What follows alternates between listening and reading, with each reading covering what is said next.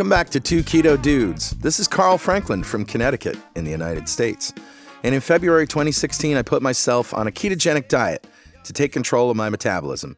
In just 2.5 months, I managed to reverse all my markers of type 2 diabetes with diet alone. As of now, I'm 80 pounds lighter with no signs of diabetes or heart disease. Hi, I'm Richard Morris in Canberra, Australia, and I've been on a ketogenic diet for 3 years. When I started, I was very sick with complications from type 2 diabetes. Within 6 months of starting a ketogenic diet, all of my biomarkers of disease had disappeared. I've also lost about 80 pounds, and I've completely turned my health around. And this show is a document of my progress through ketosis and Richard's experience thriving for years in ketosis. Oh, yeah. And hopefully that might help a few people who are curious about this kind of dietary hacking. Yeah, we're not doctors. We don't want to give anyone any medical advice, but we are keen to share our own experiences.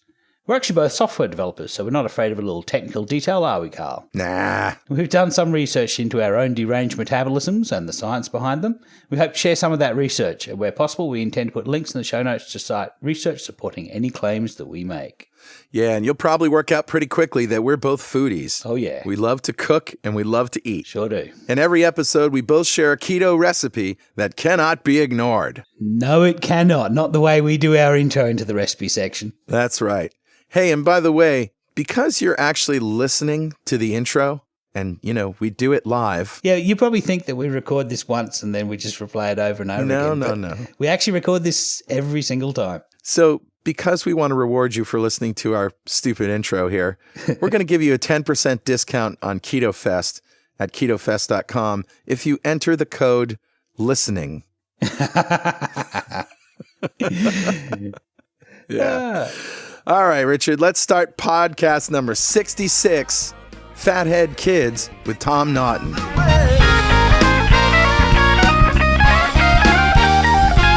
So, Richard, do we have any corrections or apologies from last week?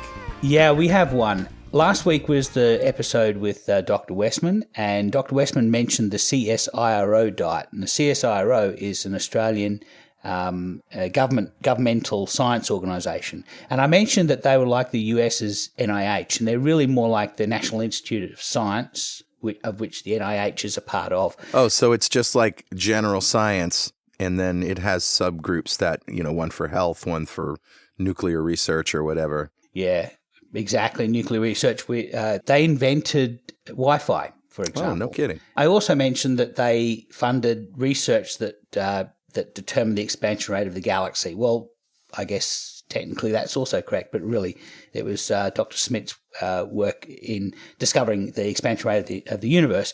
And they look after the deep space communication network and a lot of other things besides. But for this diet, they really are the key government-run science organisation in Australia. And for them to come out and say what they said, as Dr. Westman said, was really a big deal. So anyway, I just wanted to get that correction on record. Okay. So let's revisit what a ketogenic diet is. Sure. It's less than 20 grams of carbs a day. Yeah. And we want a moderate protein intake, enough to maintain our body, which for us is between 1 and 1.5 grams per kilogram of lean body mass. Yes. And then we want to get all of our energy from fat. We don't want to get our energy from carbs or protein sources. We want to use energy from fat, which could be fat on your body. It could be fat on your plate. Yeah, absolutely. And that's it in a nutshell. That's how we healed ourselves. It sure is. Along with the thousands and thousands of other friends we have. Yeah. So, buddy, how was your week? It wasn't a good week. I lost a dog a month and a half ago. Yeah. And I'm down now to one dog. Well, Black Dog, he's the dog that we rescued when we lived in Las Vegas. Yeah.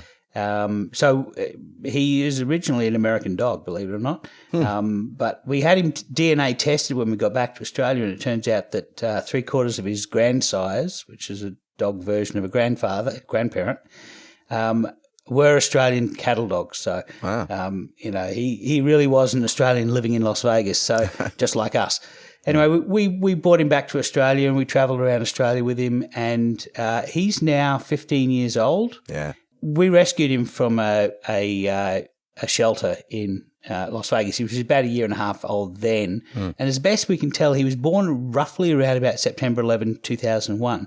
Wow. And that was actually interesting because to a large degree, having him in our family helped us get over the post-traumatic stress of being eyewitnesses during September 11. We were only 100 yards away when it happened, and we heard and saw a lot of things. So, so for me, Black Dog, the name that we gave him was more a reflection of the depression that from that event. So he had 2 violent seizures, both in my arms, just the other day, and he had to go to hospital.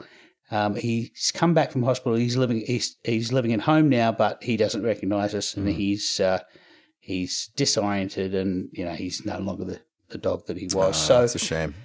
So we're going to have to make a decision on his future this week, which is not good. So this week for me has been pretty sucky, I'm afraid. Wow. That sucks. Yeah, well, I've got no more dogs, so the universe can't do anything more to me. Yeah, right. So how was your week, mate? Hope yours is better. Yeah, mine was better. And my voice is a little hoarse because the band played last night downtown New London. And Daddy Jack's, right? Actually, this was across the street at the Social. Oh, okay. Nice. Yeah, sang my brains out, and I'm a little hoarse. Yeah, but we just had a great time. And food-wise, eating-wise, I'm coasting, man. I've got a wedge under my weight loss from fasting. And I haven't had a chance to really get back onto the fast yet, but I really do plan to. It's just not. It's not something that I'm avoiding for any reason. I just it hasn't been a convenient time. I've been too social is the problem. And I had the social. Yeah, exactly.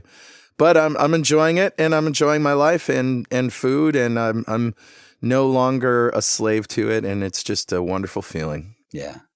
Well done, you. Yeah. Well, I think that brings us to a little segment we call Metal.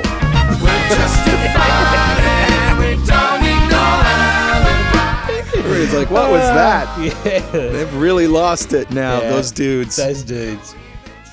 So I'm going to go first. I've got one, and this is actually from Professor Richard David Feynman. Oh, yeah. Who posted on Facebook. And you probably know this gentleman. He is a professor of biochemistry, and he's a medical researcher in New York. He's a proud Brooklyner, and he has done a lot of low-carb research. But he posted on his personal Facebook page the following message. Why do we put up with the sleaze and hostility that we get from Atkins bashers? Especially from the big shots like the Harvard School of Public Health. In part, as described in my post on whistleblowers, and we'll put the link in the show note to that, it becomes embarrassing to publicise it. It makes us all look bad, and it's depressing. Consider Fung et al., low-carb diets and all-cause and cause-specific mortality, 2 cohort studies. We'll put the link for that as well. The first line explains that low-carbohydrate diets have claimed to promote weight loss, improved blood cholesterol levels, and blood pressure. The odd word, of course, is claimed. Claimed? Yeah. Since the second line admits weight loss trials lasting 6 months to 2 years have found them to be as effective or more effective than diets with a higher carbohydrate content. Yep. So there's no claim involved. There's evidence. Yeah. Anyway, Yeah. Professor Feynman goes on to say, claims does suggest some bias, but the references to low-carb diets helping weight loss and helping blood cholesterol levels are Atkins Nutritionals and Chauncey KB Low-Carb Dieting for Dummies, John Wiley and Sons Incorporated, 2003. Not the Atkins book, but the company, and yes, Low-Carb Dieting for Dummies. Wow. This is in the Annals of Internal Medicine, now rebranded as JAMA Internal Medicine, not Mother Jones. Wow. Is anybody offended? Is this sleazy? Yeah. Not surprisingly, the conclusion turns out to be, and we quote, a low-carbohydrate diet based on animal sources was associated with higher all-cause mortality in both men and women, whereas a vegetable-based low-carbohydrate diet was associated with lower all-cause and cardiovascular disease mortality rates. And the breakout box in the final publication that's only available to subscribers says a vegetable-based low-carbohydrate diet is probably healthier than an animal-based low-carbohydrate diet. Come on. I know. So where were the experiments and what were the low carbohydrate diets? Were they like an Atkins diet? Or was the reference like dummies? Or were these references like the famous Frank Sachs diet where all the recommended comparison diets turned out to be the same? So Professor Feynman goes on to quote from the study, and in the design of the study, a prospective cohort study of women and men followed from 1980 in the case of women or 1986 in the case of men until 2006, low carbohydrate diets were computed from multiple validated food frequency questionnaire assessed during follow-up. So it's not really a study. It's not really a study. You asked them what they ate, and they told you what they wanted to tell you.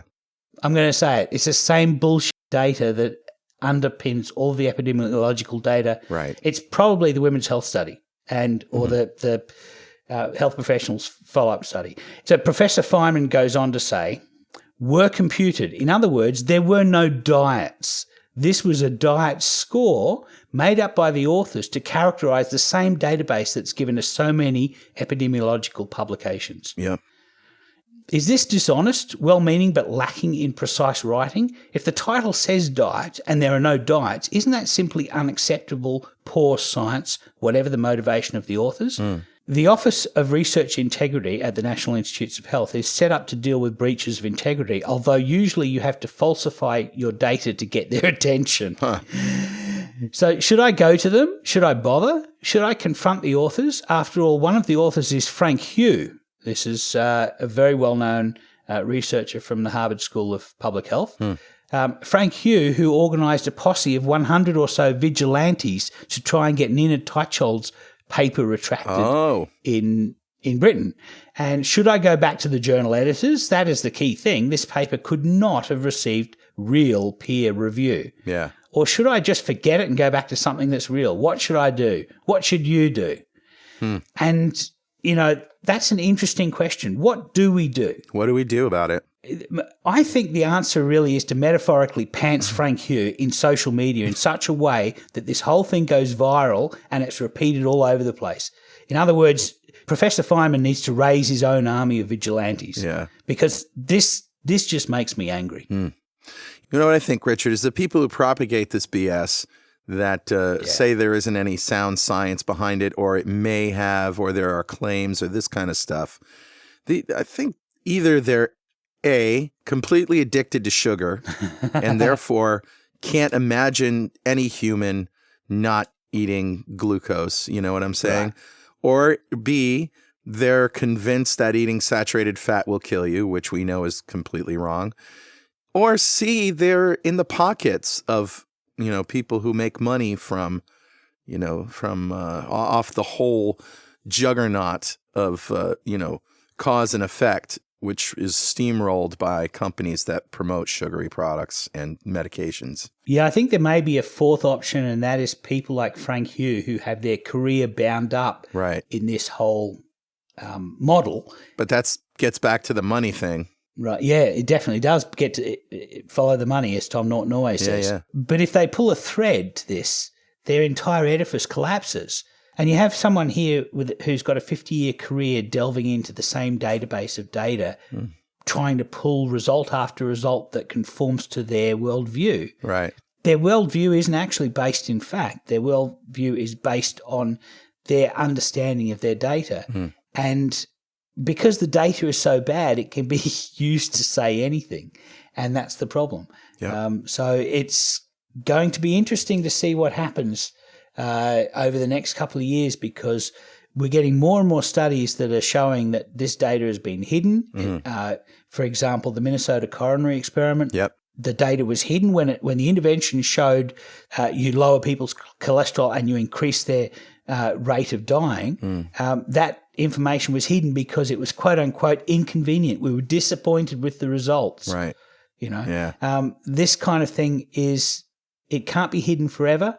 And there will be a reckoning for this kind of Sure thing. will. So that's my mail. What have you got, Carl? Well, I have something that will no doubt prompt another discussion. This was posted in Show Me the Science, which is one of our forums on ketogenicforums.com. And it was posted by Barbara, who was quoting a tweet and this tweet was from Sean Baker, the amount of glucose that one's body needs is equal to the amount which it makes in the absence of carbohydrate. Bang, exclamation point. Mm-hmm. Anyone know of anything to back this up? How much glucose do we make through gluconeogenesis? What controls it? And before we get into the discussion, let me just give you some background if you don't know. Gluconeogenesis is this wonderful gift that our liver gives us when we cut carbohydrates. Yeah. That provides, it's a demand-driven system that provides glucose to the brain, to red blood cells, to organs, to the tissues that need it. Yeah. And this is why we don't die when we cut carbohydrates. As some people say, oh, the brain needs 130 grams of glucose a day. Yeah, it does. But if you replace 80% of that with energy from ketones, now it only needs 20% glucose. And guess what? Right. Here's the liver. We have this backup system, and it kicks in. Exactly. And if you don't know about that, you'll be more scared of a low carbohydrate diet. Okay. Yeah. Now, Amber O'Hearn, who was on our carnivore show. And is speaking at Keto Fest. Yes. Amber says, and by the way, she does a lot of research and a lot of science. Very smart lady. She says, there's a possible conflation here. The body can make much more than we need. See, for example, this slide from Eric Westman. And she brings up a picture of a slide taken at Low Carb Vale. And this was February 2016. Daily carbohydrate requirements. The lower limit of dietary carbohydrate compatible with life apparently is 0, provided that adequate amounts of protein and fat are consumed. Right. Bullet 2, the minimal amount of exogenous and endogenous carb is dependent upon the brain, 100 to 140 grams of glucose per day. Right. After keto adaptation, 80% of the central nervous system energy can be derived from ketones, leaving 20 to 28 grams of glucose per day. Finally, endogenous glucose production rate, 2 to 2.5 milligrams per kilogram minimum, to 2.8 to 3.6 grams per kilogram per day. In a 70-kilogram man, this represents 210 to 270 grams per day.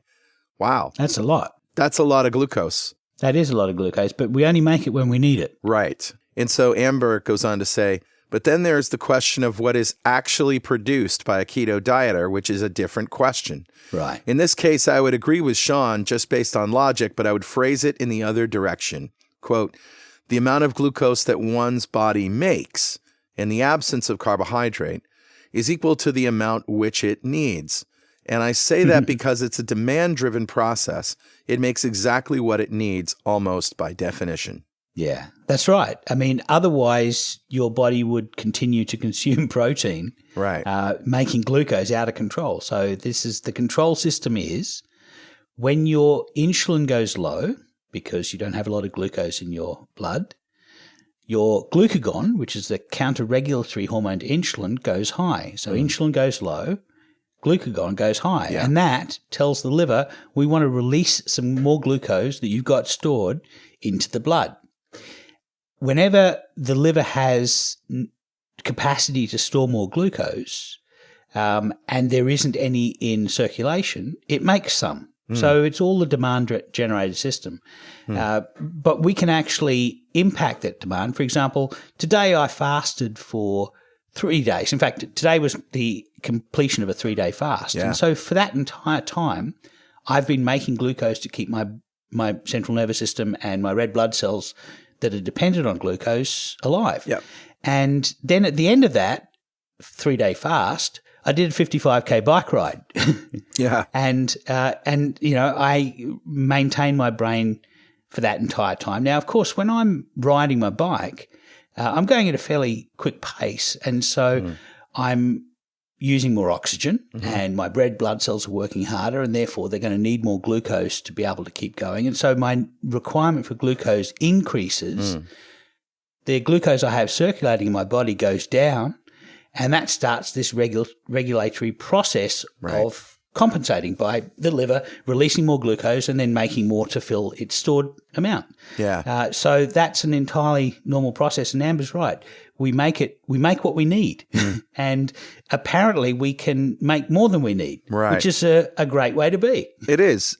So the thing that I think a lot of people get confused on, and I did as well, is you hear that it's a demand-driven system, so you only get as much as you need. But then we also say, if you overeat protein, you will, raise your insulin level because that extra protein goes into the food system and gets processed, as an input fuel. Well, it is a substrate. That is, it is a fuel for the process of making glucose. But the driver that determines whether you need glucose to be made is ultimately glucose going low in your bloodstream. And therefore insulin going low. Yeah, that's right. So that drives the process. It makes glucagon go high, and it causes the liver to release glucose, and it's going to make glucose to fill that storage of glycogen. So basically what happens is that if, just as when you eat carbohydrates, because that substrate raises insulin, so much, that never signals the process to start of gluconeogenesis. But protein as a food, as a fuel, when it gets metabolized, also raises insulin. So that it does. So that may at the same time affect gluconeogenesis. Right. It's not because protein as a fuel source for the process of making glucose goes up, causing you to make more glucose. That's not how it works. Right, because we have plenty of protein we can scavenge for autophagy, and if that were the case, we'd just be constantly out of control with glucose. 1% of our body's amino acids are labile, which means they can be accessed at any point in time. They're floating in your bloodstream, but that's it's not the availability of more fuel for the process of gluconeogenesis that causes more of it to happen. Okay, but I know of at least 2 ways that protein can cause increased demand for glucose. So rather than increasing the supply, which is what most people think we're doing, you're increasing the demand. Yeah. One of the ways is protein directly stimulates the secretion of insulin from pancreatic beta cells. Okay. In a normal person, protein will also cause the secretion of glucagon as well, so it's really a net effect of 0. But with somebody who is a prodigious maker of insulin, and type 2 diabetics are notorious for it, they could make insulin for 6 hours, and quite a lot of it. And I did a test once, and I put the results on the ketogenic forums, where I tested after doing a fast for 3 to 5 days, and then I did 90K worth of exercise on my bike. So what I was doing was I was just depleting all my stores of glycogen in my muscles and in my liver, and then eating some protein. So I ate 2 different challenges. One was 25 grams of egg white with a little bit of butter and a little bit of salt. And then I ate 25 grams of, the following test, I ate 25 grams of whey with a little bit of butter and a little bit of salt. Whey protein, yeah. Yeah, it was whey protein isolate, which is powder you mix up, And it's just stuff that, a lot of weightlifters will use to increase their protein. And the interesting thing was, because I depleted my glucose stores, I was able to see my glucose drop as insulin was secreted. So I was able to see my glucose go down from where it was being maintained during my bike ride around about 4.8 to 5.2 range, which is about my physiological range. When it starts to go below 4.8, I could actually see my liver trying to combat this by making more glucose. Okay. And I could actually see after eating the egg whites that my glucose dropped because insulin was being secreted. Due to the protein. That's right, due to the signal of protein. And it lasted for about 3 hours. Now, when I did the same test with whey protein isolate, it lasted for 6 hours, and the drop was like almost 3 times larger. Wow. So, we know that whey is more insulinogenic. There are studies that show this, but we were able to see how long a type 2 diabetic like me will make insulin in response to a signal. And in this case, it was about 6 hours. So what that means is that somebody who eats protein, who is a prodigious maker of insulin, will actually produce insulin at a large amount for quite a long time. And during that time, their glucose will be depressed, and then that will be driving the demand for glucose.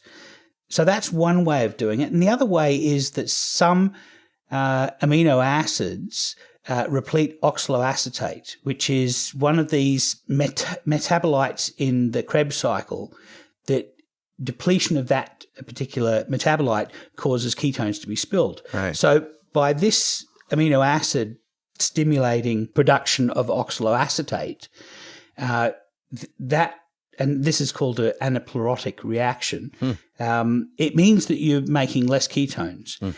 And if you have as you mentioned before, if you have a ketogenically adapted brain, your brain is quite happy living on 75% of its energy coming from ketones and 25% of its energy coming from glucose. Right. But if you lower the amount of ketones that you're making, that 3-to-1 ratio is a leverage point. And so for every... you're increasing the demand for glucose.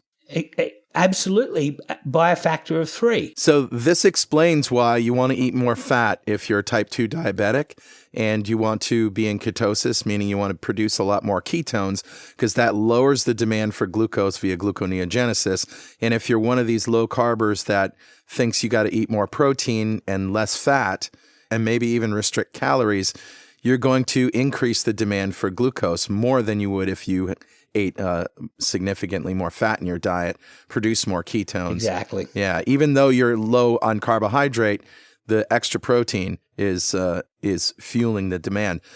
And this also explains why you have success lowering protein and, moderate protein, high fat with guys like us, and, lots and lots of diabetic and overweight people all around the world. And then you also have this class of people on a ketogenic diet, which is higher protein, but these are typically thinner, fit people with good insulin sensitivity. That's the critical thing. They're insulin sensitive, yeah. And so when you're insulin sensitive, it's a different story, isn't it? That's right. When you're insulin sensitive, then as you calorically restrict, there's no insulin blockage of adipose releasing energy. So you can get all of the energy that you need from your body fat. If, however, your own basal production of insulin, your fasted insulin, is over about 13 milliunits per litre, then basically that blockades fat in your fat cells. That's if your fat cells are healthy. It blockades them, and so you have less capacity. Yeah. So one way of looking at this idea of energy being blockaded in body fat is imagine, let's try a thought experiment. Imagine a person who has 0 body fat. Okay.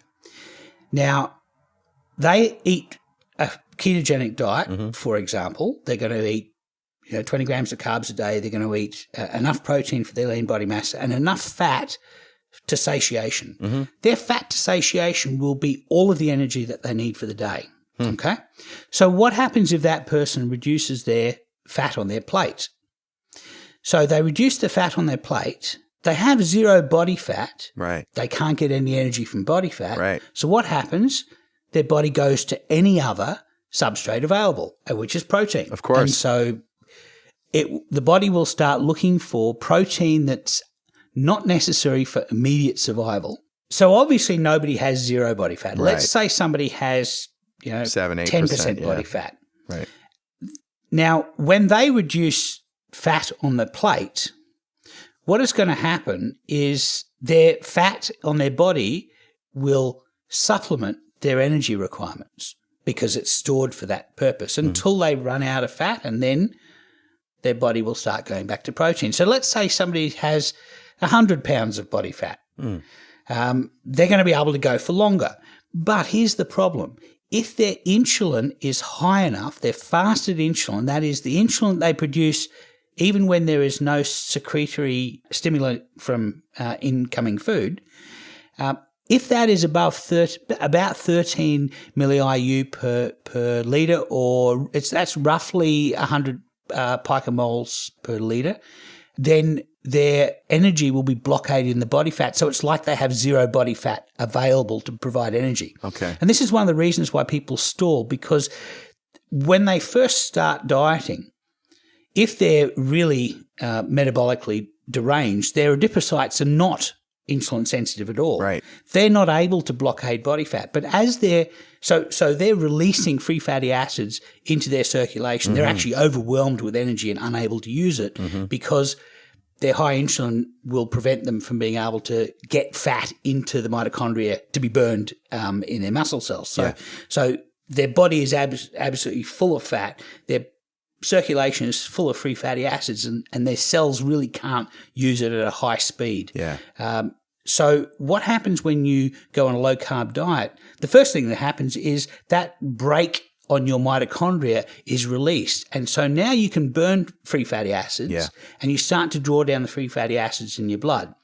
And your fat cells start saying, all right, so we can release some of this cargo that we've got, we can become less deranged, and now we can start to respond to the signal of insulin. We can become more insulin sensitive.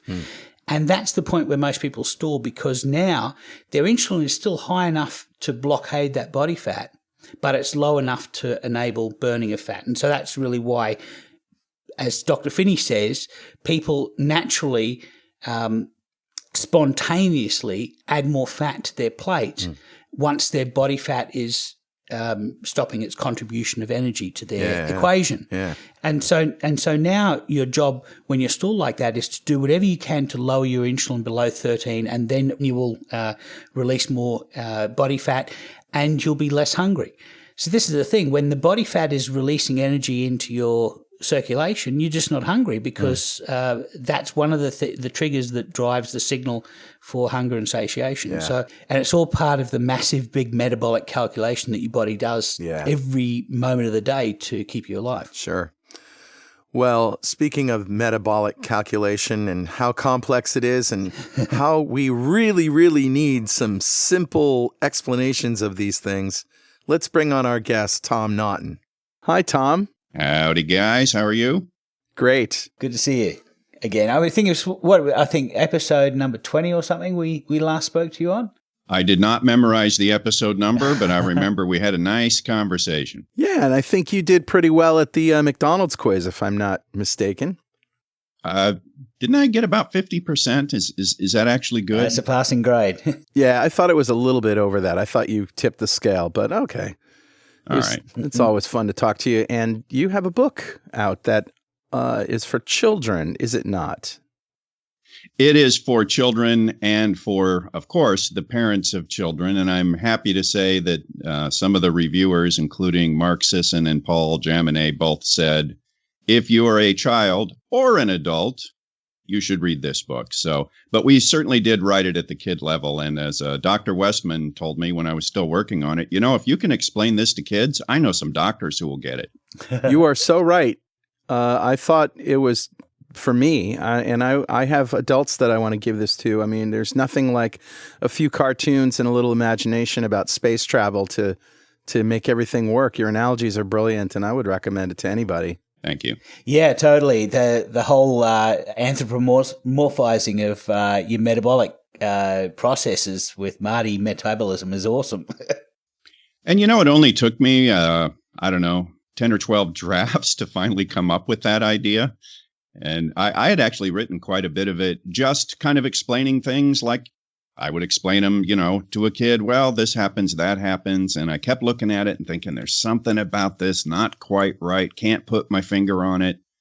And then my wife and I were banging ideas around, and one idea led to another. And when we came up with the idea of, hey, wait a minute, what if the kid's body is a starship with a crew? Yeah. And then it was that, when you're writing something, sometimes you have that huge aha moment. This is the idea I've been looking for. And once we came up with that analogy, bang, everything just fell together, and the creative process just really gained steam then. But you have all these sub-analogies that are brilliant. I'm going to start using them. First of all, you have some great analogies to explain why calories in, calories out isn't a cause, but it's an effect. I've had a hard time getting that concept across to people, but a very simple one you have, okay, your toilet overflows, there's water all over the floor, and the plumber explains it's because more water went in than went out. Thanks, Mr. Genius. Nice butt crack. I would love to take credit for that, but I think Gary Taubes may have used that in a speech. Okay. Let me put it this way. I'm reasonably sure I heard someone else use that analogy somewhere before I put it in the book. So I can't take credit for originating that one. But it's brilliant because it's a commentary that says apparently we think our metabolisms are less complex than a toilet.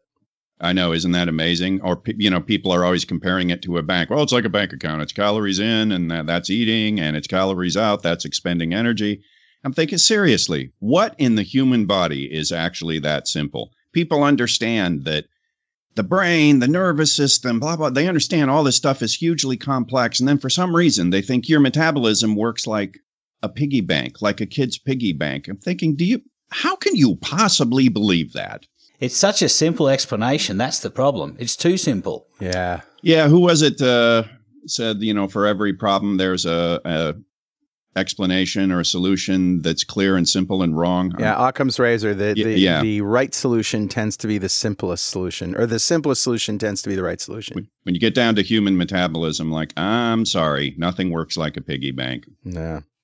I love the fact that you start off talking about your own experience when you were a kid. I think you were 14 and you just started putting on weight and you were ungainly and unable to I think, shoot the basketball ring and were, made fun of by basically the teachers in front of your class.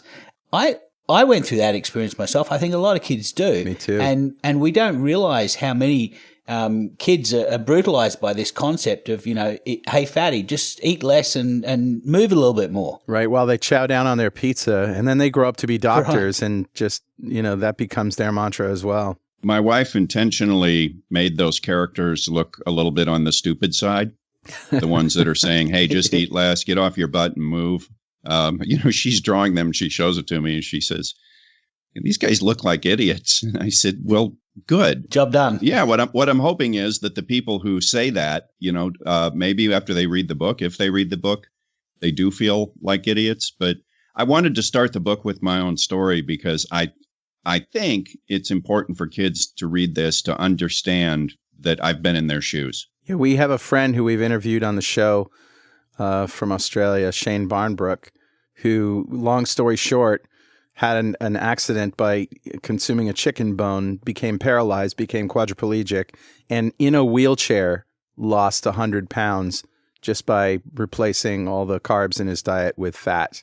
Wow. It's horrible that happened to him. But yeah, clearly he didn't get up and exercise more. So. Right. Yeah, he didn't do a couple of sneaky 5K runs. No, I think we can safely assume that's true. Yeah. I feel like this book was written for me. Maybe it's because you're a programmer. I mean, you put some C# code in there with a mouse click. I know Richard's going crazy here too. I spent way too much time trying to work out what that C# was doing. That was another analogy. I was into it for a few drafts when I was trying to explain stuff, and it finally hit me. Your body kind of has its own code and it follows instructions, and it doesn't matter what you want the instructions to do. They do what they're coded to do. And it was another one of those things after I'd gone through a few drafts, and then that hit me and I was thinking, for God's sake, I'm a programmer. How did it take me several drafts to decide to use programming as an analogy? But so far we've been alerted to one typo. I can't believe I did this. For C++, I just put C+. And a programmer already let me know. And I was like, curses. Well, okay, I guess as far as typos go, that's pretty minor. Well, both C++ programmers who read this book will be very upset. Yeah, possibly all three of them. So. I also love the name you gave to the spaceship. And the whole idea here is that this captain, you're the captain of a spaceship, and it goes exploring, and it has a fuel system and all of this stuff, and it makes it so much more interesting to think of your body like a spaceship. But I love the name you gave to it, which is near and dear to my heart, Nautilus, which was the first nuclear submarine. Which, if I open my window and look out it, I can see the Nautilus at the sub base across the river from where I live. Well, and I believe that name was taken from Jules Verne. That's right. Captain Nemo, 20,000 Leagues Under the Sea. And also the name that you gave to the fuel, both for building and material, FUD, which could be food or it could be fear, uncertainty, and doubt. Which is it, Tom? Well, we pronounce it Fudd in the film version. And part of the reason we chose that is, we spend so much time talking about all the processed garbage out there. And it's nice to have a word, a term for it that's not food. This stuff isn't food, it's Fudd. Right, because it includes both, as by analogy, protein and, fuel. Well, and also just, by calling it Fudd when we're showing all the processed garbage, do you really want to call that stuff food? Do you want to call Pop-Tarts food? I'd rather call it Fudd. So when is the movie going to be out? Is it a work in progress? It is a work in progress. I had promised Jimmy Moore that we would be premiering it on the Low Carb Cruise in slightly less than 3 weeks. So I'm going a little out of my mind trying to get it done. And I know that the version we show on the cruise will be a work in progress version. In other words, I don't think I'll have time to have every sound perfectly sweetened and mixed. There may be an animation or graphic here or there that we'll tweak afterwards. So certainly we'll have something ready for the cruise at the end of May. And then when we get back from the cruise, I'll go through the whole process of adding my own music, mixing the sound, et cetera, et cetera. If all goes well, I'm maybe August. Is the movie a cartoon? Well, this is why I'm going crazy. I decided we would take the characters that my wife drew for the book and we would animate them, and they will move and talk and stuff will happen. And the Nautilus will fly through space, and my dorky kid character will actually run that race that he loses to a guy who is skipping. And keep in mind, I've never animated anything like this before. So, you're doing it yourself. I am doing it myself. I decided this is a skill I want to pick up.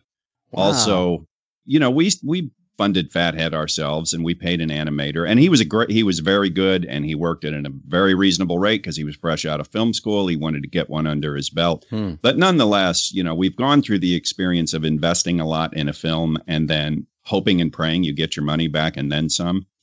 So as much as we can, we're going to crank this one out basically with a 2-person production crew, and I'm married to the other person on the crew, so that we're not in that position of, sitting on pins and needles thinking, boy, I hope this thing makes our investment back. Yeah, that's good. That's good. Well, good luck with that. Hey, getting back to some of these analogies, which are just amazingly cool and too cool not to share right now. There's one chapter called How Bad Fudd Damages the Fuel System.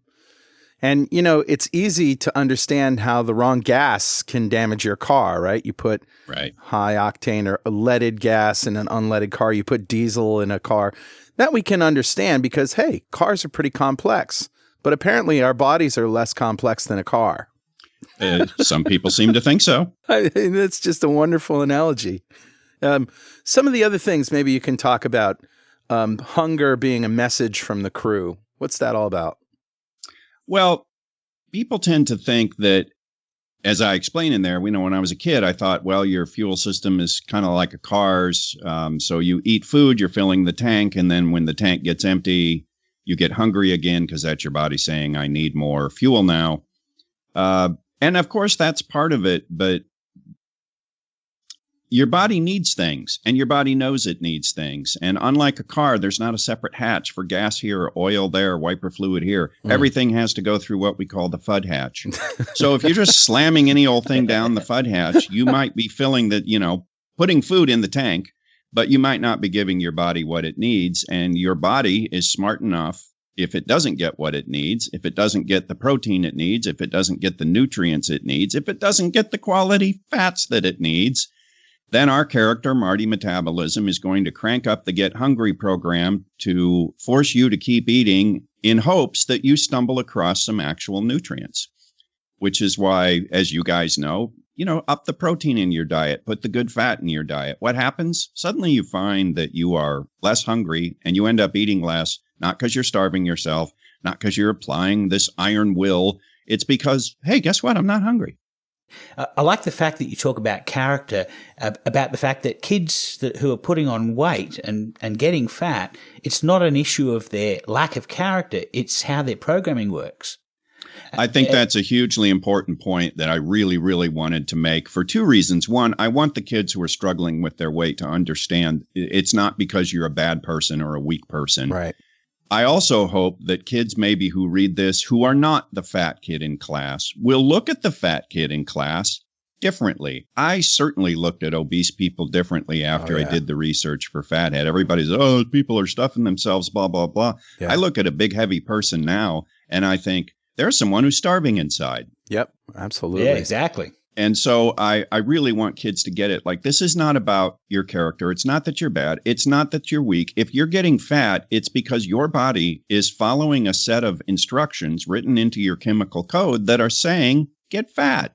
And the only thing you can do is learn how to change those instructions. Yeah, that's right. Change the Fudd that's going in the Fudd Hatch. The Fudd. Shut your Fudd Hatch. The Fudd Hatch. Shut your Fudd Hatch. Hey, wouldn't that be cool if that became a thing? Shut your Fudd Hatch. I'm going to make a T-shirt right now. We'll make it a thing. But you guys have both lost massive amounts of weight, and you both know that. Did you suddenly develop considerably better character?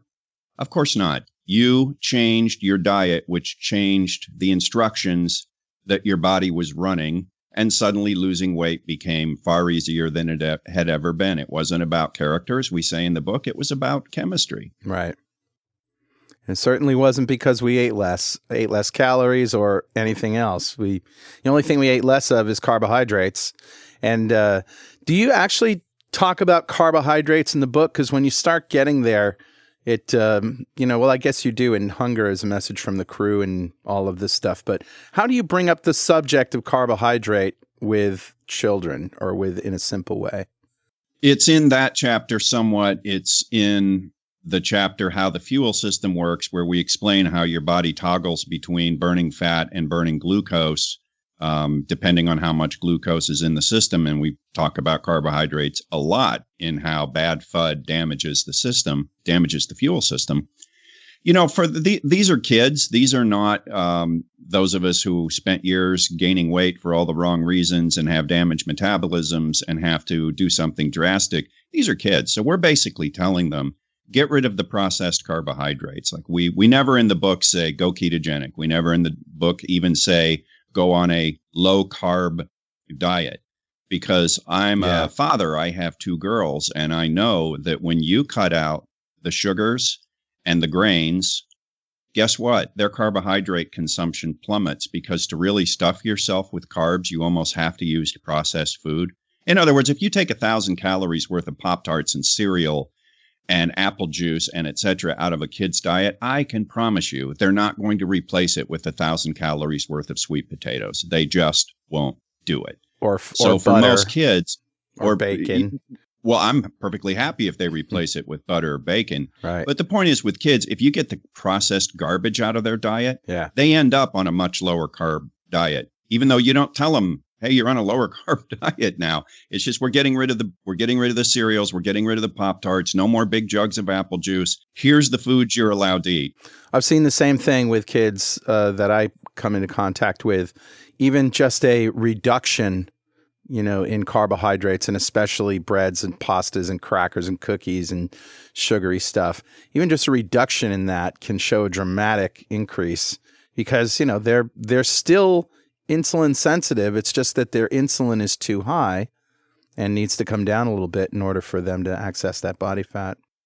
Well, and I actually heard Doc Nally telling Jimmy Moore on one of their podcasts that kids, the way their metabolisms are, if you just cut the garbage carbs out of their diet, they actually tend to drift into ketosis even without you specifically trying to put them on a ketogenic diet. Yeah, kids switch from fuel very easily. You can have a kid, you can send him to school, and the school feeds them Pop-Tarts or whatever, Captain Crunch or whatever rubbish schools feed kids.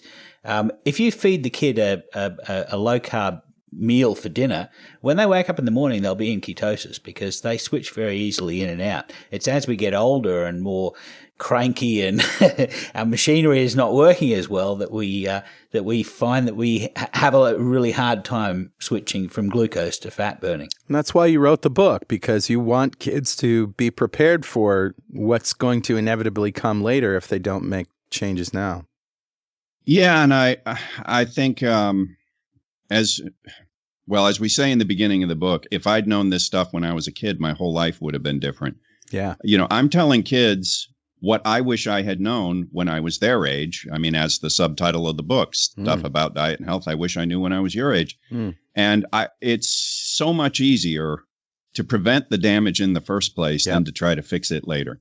So how do you deal with the issue of fat phobia? I mean, there are all these messages in the media that, you got to avoid fat. You don't remove fat from your diet. How do you respond to that? We have a section in the book where, first off, in the section called "Hunger is a Message from the Crew," we explain that fats really are necessary, good fats, that your body craves them for good reason because you need them. And then because we know kids are going to be taught about my plate and all that other nonsense at school, we have a section where, for those who haven't seen the book yet, we kind of explain how we shifted to these different diets by using the analogy of the Nautilus migrated to different planets. It went from the planet of real food to the planet of Fudd farms to the planet of industrial Fudd, and finally to the planet of the preposterous pyramid. And we explain why living on the planet of the preposterous pyramid sends the Nautilus all the wrong messages. It sends the messages that say get fat, et cetera, et cetera.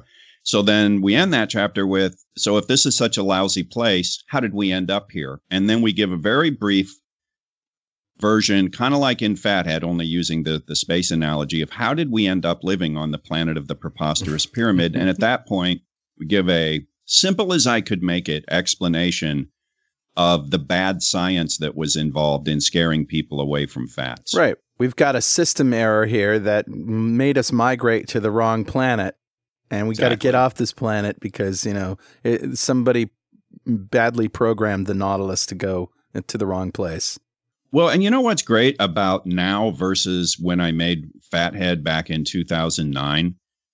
In the book, because, so many more scientists have come around. Yeah. So in the book, we're able to put in headlines. We say in the book that fortunately there's been a revolution in the universe. More and more doctors and researchers are realizing migrating the planet of the preposterous pyramid was a mistake. And we actually were able to do screen caps on a bunch of headlines in the book, saturated fat not linked to heart disease. Right. Stop the war on fat. It was a mistake. The Time magazine cover, eat butter. Scientists got it wrong. Right. So I think it's easier to convince people now than it was back in 2009 that the whole saturated fat hysteria was wrong and it was a mistake. Another thing that you did towards the end was talk about mood and how you'll, if you're cranky all the time, it might just be because the FUD you're putting in your body is wrong, and you'll feel better. And also sleep. And I'm glad you brought those things up because, kids are notoriously moody and not getting enough sleep. I'll tell you what inspired that chapter, made me realize, boy, that's one you really have to put in. And I got a similar email today. I got an email from a mom who told me that she and her husband had watched Fathead and switched up their diet because they wanted to lose weight. She said, and we did, but that's not why I'm writing you. And she went on to tell me that her son, who had been doing poorly in school, who flew into these incredible rages, after they switched the diet to lose weight, he became calm. He became focused. He became a straight A student who was in a good mood most of the time. And she said, "You're my angel. I think you saved his life." And it was, I get these occasionally where I kind of get choked up because I was like, I just thought I was making a funny little film. Yeah. But I actually got another one of those emails today, once again, from a mom who had recently bought the book. And she said, now that we've switched up our diet, she said, my kids are just in a better mood all the time. So I think it is hugely important for kids because, there are a lot of kids out there who aren't getting fat. Right. And they probably think, well, I don't need to do this. I'm not gaining weight anyway. But, do you have emotional problems? Do you have a hard time concentrating in school? So I think it's an important message. Like, by the way, your overall mood is just going to be better if you switch to a real food diet. Yeah, I see the same thing in my kids. And if you listen to the Keto Families show that we did with Karen Mangiacotti and Mark Miller. They had the same experience with every single one of their kids that changed their diet, and most of them are not. In fact, none of them are obese. Yeah, one of their kids has autism spectrum 3, I think, Asperger's, and he saw a major decrease in the brain fog that he had trouble trying to explain things to people. And all of a sudden, when he switched up his diet, he found that fog cleared. And his father also, who has autism, found that that the same thing happened for him as an adult. So there's certainly a lot of anecdotal evidence about a low carb or a high fat approach helping kids and adults with mental issues. So no, that's awesome that you managed to get that in. I have an anecdote for you myself.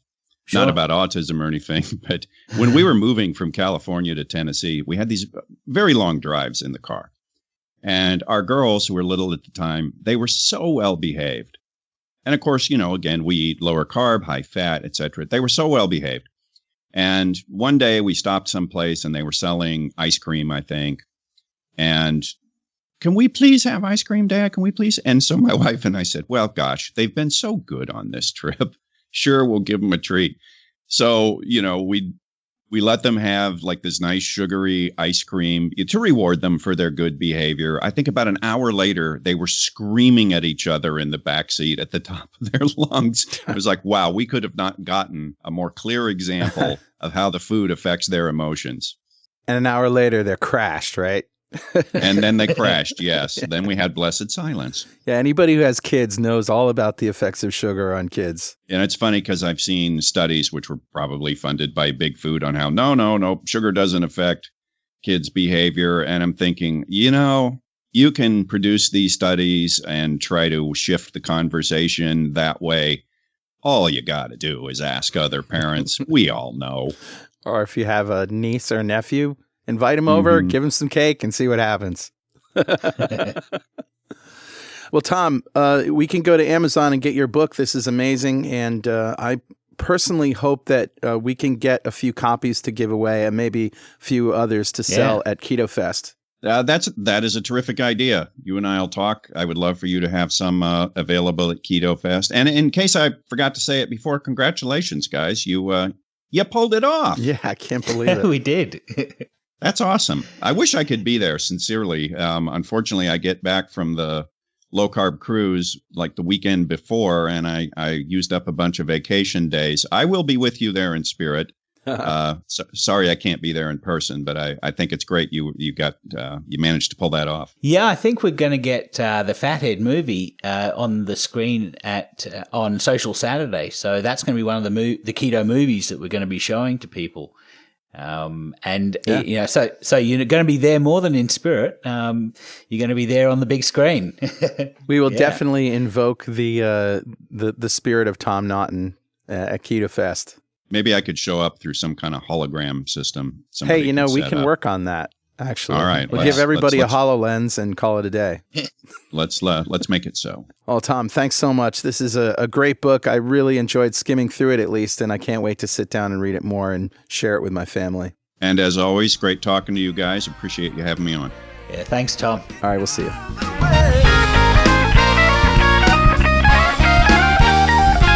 What a great idea, making a book for kids. That's definitely needed. Yeah. Well, Richard, are you hungry? No, I'm not. You know why? Why? Because I just made a recipe. Recipes. So my recipe today is what I've actually just eaten. Okay. It's just, I guess, 2 days after Cinco de Mayo here that we're recording this. And so I decided to do some Mexican food. Yeah.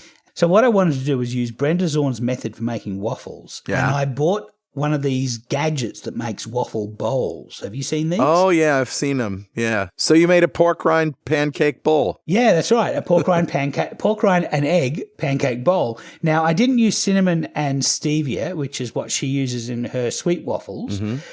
Instead, I used cumin and Mexican chili powder. Oh, yeah. So Mexican chili powder, cumin, and pork rinds and egg. So that was the flavor of this bowl that I made. Wow.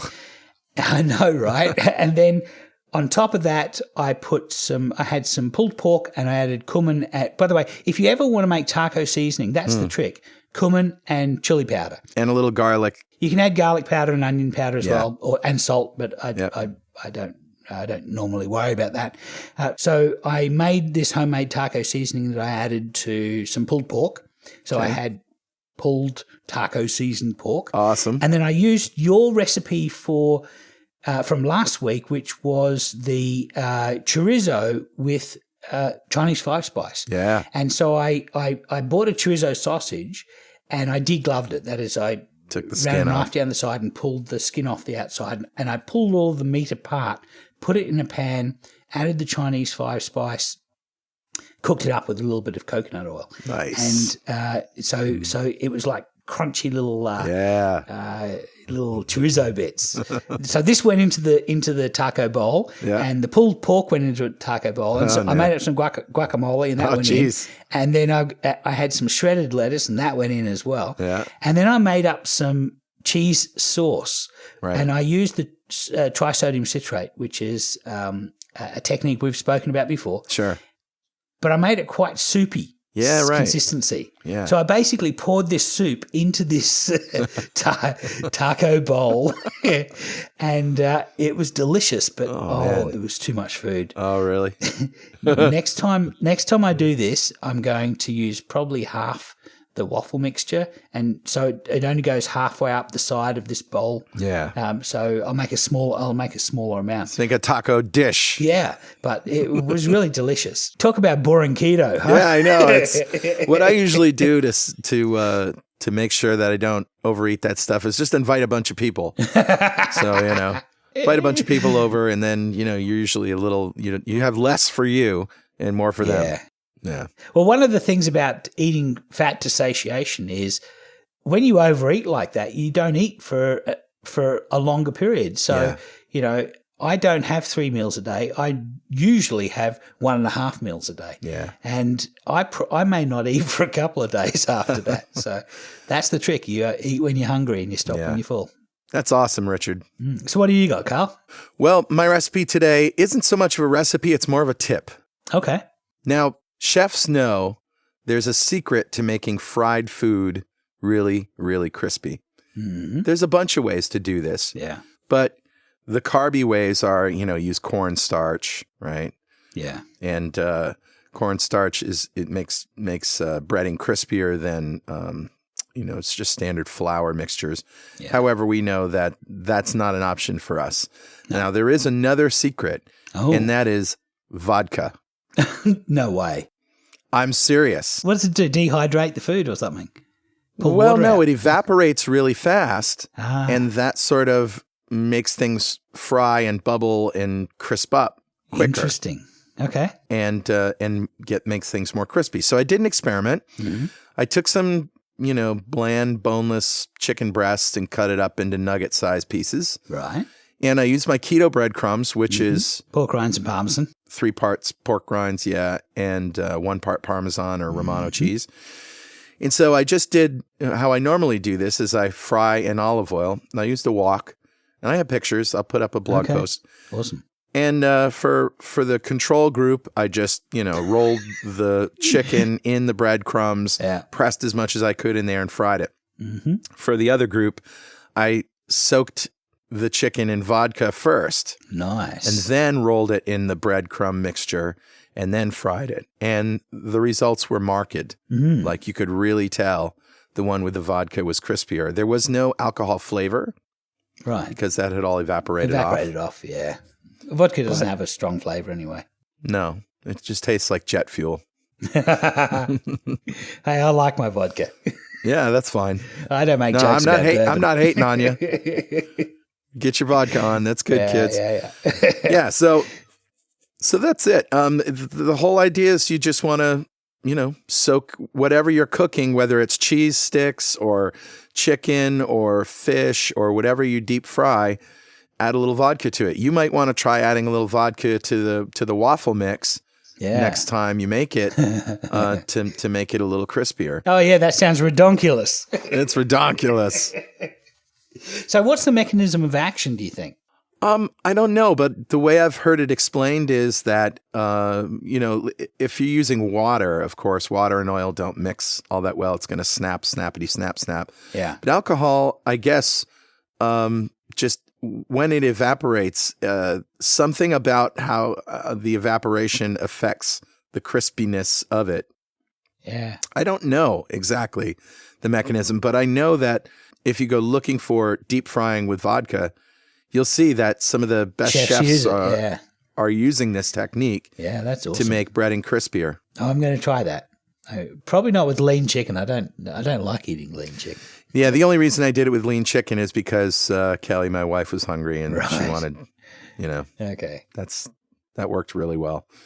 But I think, doing it with anything, really, you could take any meat.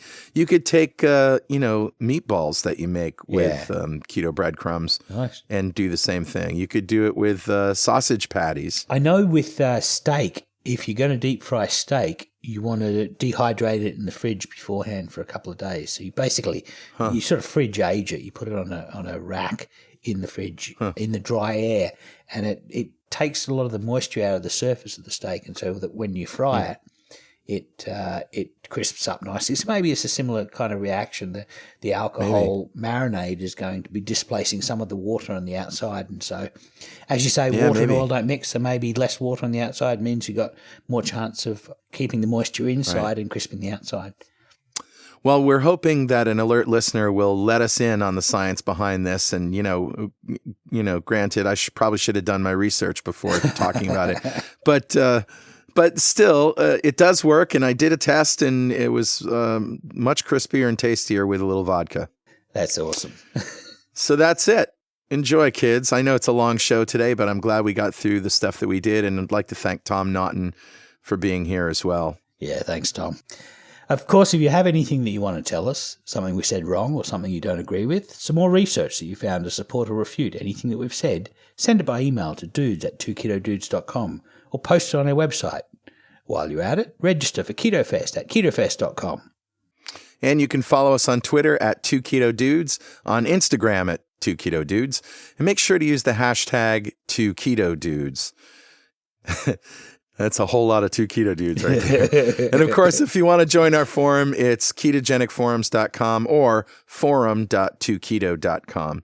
And if useless swag is your fancy, t-shirts, coffee mugs, and other junk with witty keto sayings on them, head over to gear.2keto.com. And now you can join the 2 Keto Dudes fan club.